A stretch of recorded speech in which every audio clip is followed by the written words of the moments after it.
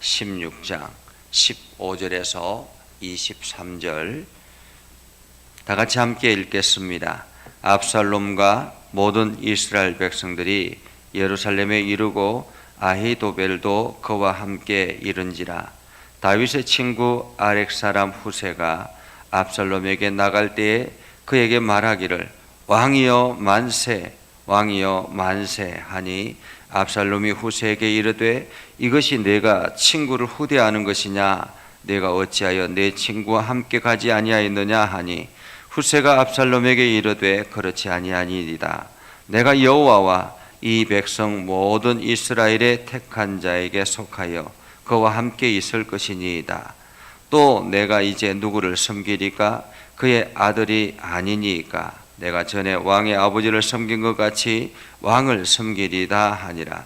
압살롬이 아히도벨에게 이르되 너는 어떻게 행할 계략을 우리에게 가르치라 하니 아히도벨이 압살롬에게 이르되 왕의 아버지가 남겨두어 왕궁을 지키게 한 후궁들과 더불어 동침하소서.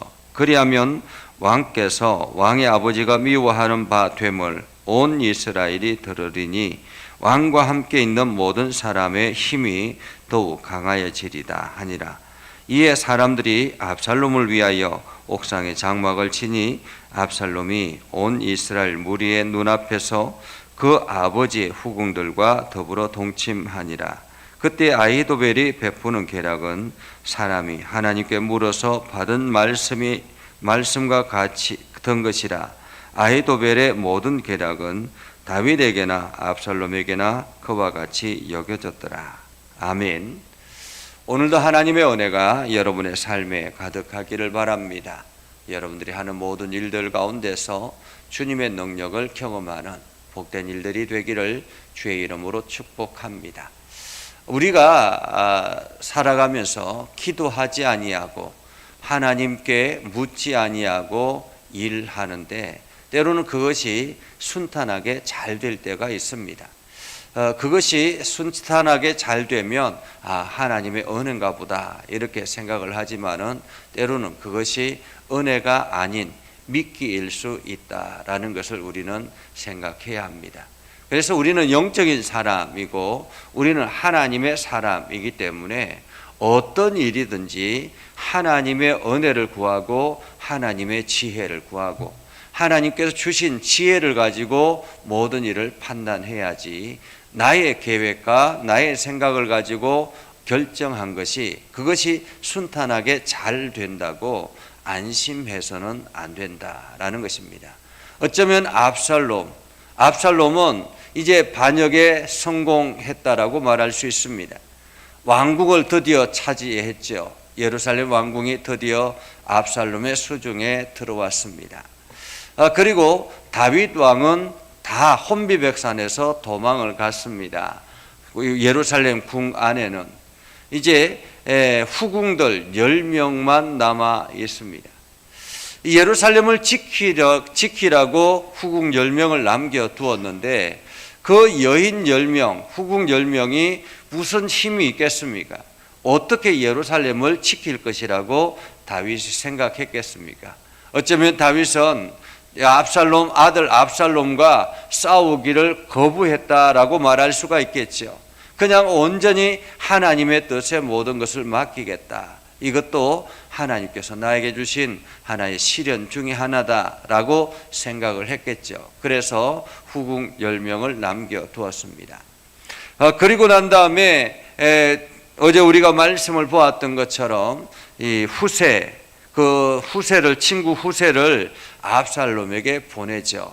그리고는 압살롬에게 보내서 예루살렘에 있는 모든 일어나는 일들을 그 제사장에게 전하고 그 제사장은 또 다윗에게 그 모든 것들을 알려주어서 지금 일어나는 정황 이러한 것들을 소상하게 다윗이 알 수 있도록 전략 가운데 하나를 지금 후세를 보냈다라고 말할 수 있습니다. 그러니까 후세는 이중 접자 역할을 한 것이죠. 자, 그렇게 해서 압살롬은 이것을 알지 못했기 때문에 이제 모든 것이 자기의 수중에 들어왔다라고 생각을 했습니다. 그렇게 예루살렘에 입성하고 아히도벨도 그와 함께 예루살렘에 입성했습니다. 이제 모든 것이 다 끝났다라고 생각했습니다. 그때에 다윗을 찾아온 다윗의 친구 아렉 사람 후세가 압살롬을 찾아와서 이야기하죠. 왕이여 만세, 왕이여 만세. 이게 압살롬이 지금 예루살렘 궁 안으로 입성하는데 그 앞에서 왕이여 만세, 왕이여 만세라고 부릅니다. 가만히 압살롬이 쳐다보니까 다윗 아버지의 친구였거든요. 이 후세는 아주 용명한 장수였고 친구였습니다. 그렇게 충성하는, 아버지에게 충성하는 그 후세가 지금 눈앞에 있는 것입니다. 그래서 압살롬이 깜짝 놀라서 이야기하죠. 내가 어떻게 내 친구와 함께 가지 아니하고 여기 있느냐라고 이야기합니다. 내 친구와 함께 가지 아니하고 여기에 있느냐. 그때 후세가 압살롬에게 이렇게 대답하죠.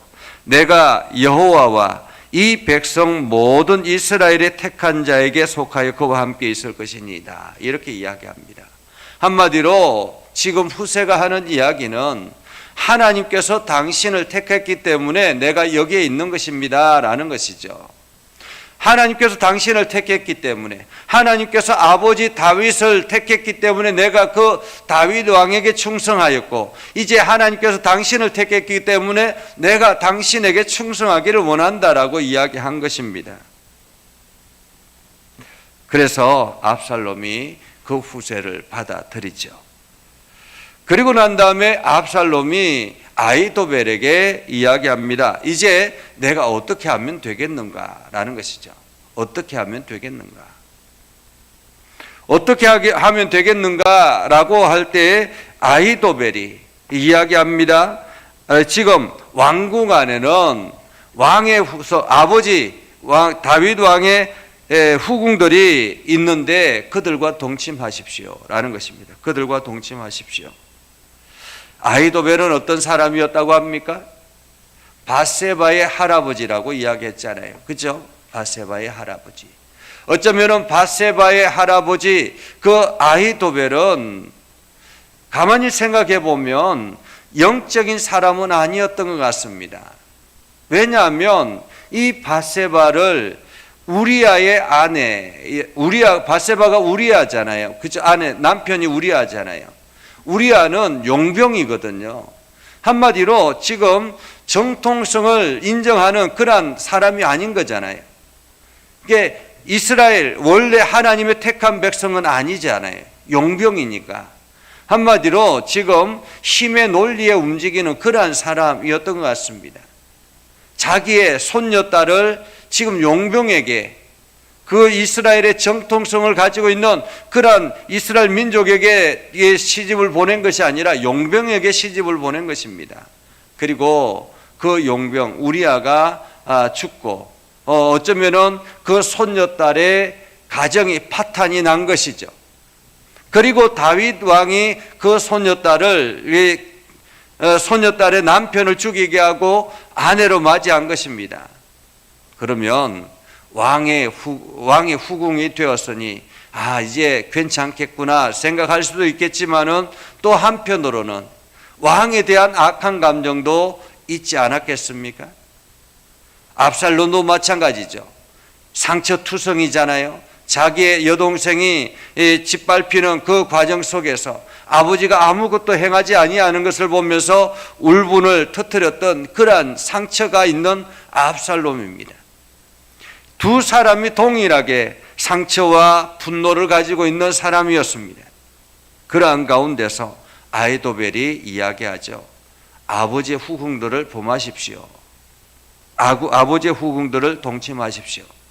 그러면 아버지와의 관계가 완전히 끝이 났다라고 생각을 하고 지금 압살롬을 따르고 있는 사람들이 더욱더 힘을 내서 압살롬을 섬길 것입니다 라고 이야기한 것입니다. 참으로 아히도벨의 계략이 잔인하죠. 그죠? 얼마나 잔인합니까? 인간의 계획, 하나님 없이 나아가는 인간의 계획은 이렇게 철저하게 남을 깨부수고 철저하게 남을 무너뜨려야 된다라는 그러한 생각을 가지고 있습니다. 함께 더불어서 나아가자 이러한 생각이 아니라 저 사람을 철저하게 짓밟아야만이 내가 올라갈 수 있다라고 생각을 하는 것이 인간의 계획이라는 것입니다. 지금도 우리 이 세상에서는 그렇게 살아가는 사람들이 얼마나 많이 있습니까? 남을 철저하게 짓밟아서 그 밟힌 그 사람들의 위에다가 자기의 성공의 신화를 만들어가는 사람들이 얼마나 많이 있느냐라는 것입니다. 오늘 압살롬과 아히도벨은 바로 그러한 사람들이었습니다. 그들은 하나님을 믿는, 하나님을 의지하는 사람이 아닌 것입니다. 그들은 껍데기만 신앙인이다라는 거죠. 23절에 보면 이렇게 말합니다. 아히도벨이 베푸는 계략은 사람이 하나님께 물어서 받은 말씀과 같은 것이라 이렇게 생각했다라는 거죠. 하나님께 물어서 받은 말씀과 같은 것이라. 한마디로 자기 생각이 곧 하나님의 뜻이다라고 생각을 했던 것입니다. 그렇게 해서 지금 옥상에다가 텐트를 치고 그곳에서 지금 후웅들을 데려다가 동침하는 거예요. 참으로 잔인한 상황이죠. 그런데 기가 막힌 것은 하나님께서 이미 오래전에 이 밧세바를 범함으로 인해서 하나님께서 다윗에게 경고했던 내 아내들이 철저하게 내 아들에게 짓밟힐 것이다라고 말씀하셨던 그 하나님의 경고가 그대로 현실이 되는 그러한 상황이라는 것입니다. 우리는 어떠한 상황에서든지 하나님을 의지하고 하나님의 말씀 앞에 서려고 노력해야 하는 것입니다. 상황이 어떠하든지 간에 우리가 인간적인 계략보다는 하나님의 뜻을 우선으로 생각하고 하나님의 말씀을 우선으로 생각하고 하나님께서 나를 통해서 무엇을 하시려고 하는지, 하나님께서 나를 통해서 지금 이 상황을 어떻게 만들어 나가기를 원하시는지 철저하게 하나님께 묻는 지혜가 필요합니다.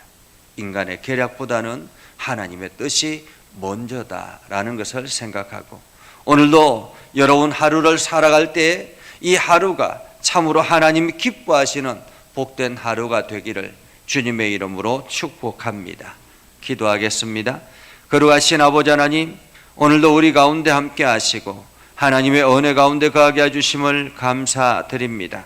우리가 날마다 믿음에 굳건하게 서게 하시고 하나님의 영광을 드러내게 하시고 우리에게 지혜를 주셔서 우리가 사람들을 만나고 그 사람들과의 관계 속에서 일어나는 모든 일들 속에 하나님의 뜻과 지혜가 있게 하여 주시옵소서. 그래서 나에게 유리한 일이 아니라 하나님이 기뻐하시는 일을 선택하는 우리의 삶이 되게 하여 주시고 이것을 통해서 하나님께 영광이 되어지도록 하나님 인도하여 주시옵소서. 오늘 하루도 참으로 복된 하루가 되게 하시고 하나님의 은혜가 넘쳐나는 하루가 되게 하옵소서. 예수님의 이름으로 기도드리옵나이다. 아멘. 이제는 우리 구주 예수 그리스도의 은혜와 하나님 아버지 극진하신 사랑과 성령님의 감화 감동 역사 위로 교통하심의 은혜가 주의 말씀 안에 있는 믿음의 백성들 위해 하는 모든 일들 위해 영원토록 함께 하옵시기를 간절히 축원하옵나이다. 아멘.